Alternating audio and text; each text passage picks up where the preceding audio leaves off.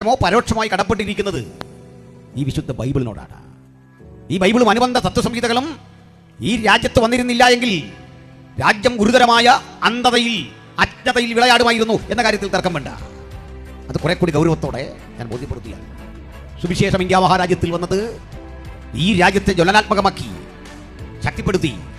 ചിലങ്ങനെ പറയാറുണ്ട്, സുവിശേഷം വന്ന് ബൈബിളും അനുബന്ധ ചിന്തകളും വന്ന് ഈ രാജ്യത്തെ നശിപ്പിച്ചു. അങ്ങനെയല്ല. 300 കൊല്ലങ്ങൾക്ക് മുമ്പ് അമേരിക്ക എന്ന രാജ്യത്തിന്റെ സ്ഥിതി എന്താ?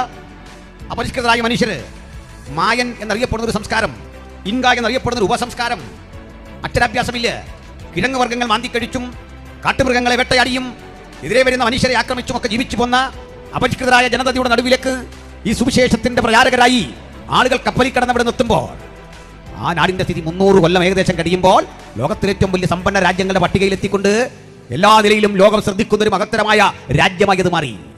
ബ്രിട്ടന്റെ അവസ്ഥ എന്തായിരുന്നു? ലോകത്തിന്റെ പല രാജ്യങ്ങളെ എടുക്കുക, ബൈബിളും അനുബന്ധ സംഹിതകളും ഒരു ലോകത്ത് എന്തെല്ലാം മാറ്റം വരുത്തുമെന്നറിയാൻ നമുക്ക് ചരിത്രത്തിലേക്ക് ഒന്ന് തിരിഞ്ഞു നോക്കിയാൽ മതി.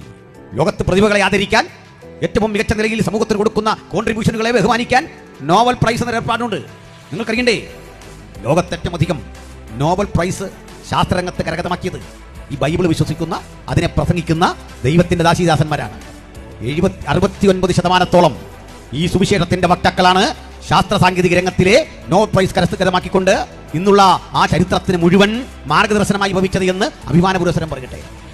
ഞാനിവിടെ നിൽക്കുമ്പോൾ വിളിച്ചുകൊണ്ടിരിക്കുന്ന വൈദ്യുത ദീപങ്ങളുണ്ട്, വളരെ മനോഹരമായി പ്രവർത്തിക്കുന്ന സൗണ്ട് സിസ്റ്റം ഉണ്ട്. ഇതിന്റെ പിന്നിൽ വൈദ്യുതി വേണം.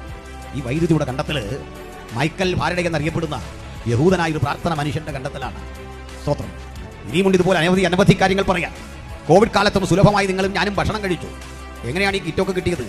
വയലിറങ്ങി പണിയുന്നില്ല എങ്കിലും ഭക്ഷ്യവസ്തുക്കൾ കൂടുതൽ ഉൽപ്പാദിപ്പിക്കുന്ന മുന്തിയ ഉൽപ്പന്നങ്ങൾ നമുക്ക് തരാൻ കഴിയുന്ന ജനിതക സാങ്കേതിക വിദ്യ, ജനറ്റിക് എഞ്ചിനീയറിംഗ് വികാസം പ്രാപിച്ചു. ഈ ജനറ്റിക് എഞ്ചിനീയറിംഗിന്റെ പിന്നിൽ കുപ്പായമിട്ടൊരു പുരോഹിതനായിരുന്നു സയന്റിസ്റ്റായി പ്രവർത്തിച്ചത്. അദ്ദേഹം സയന്റിസ്റ്റ് ആയിരിക്കുമ്പോൾ തന്നെ ഒരു പുരോഹിതനായിരുന്നു. യേശുവിനെ പ്രസംഗിക്കുന്ന അനുഗ്രഹിക്കപ്പെട്ട ദൈവമകനായിരുന്നു.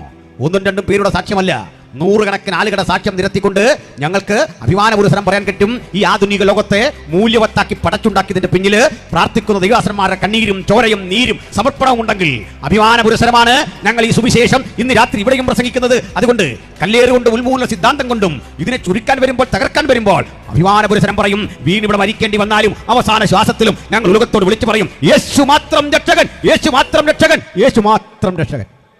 ഹല്ലേലൂയ.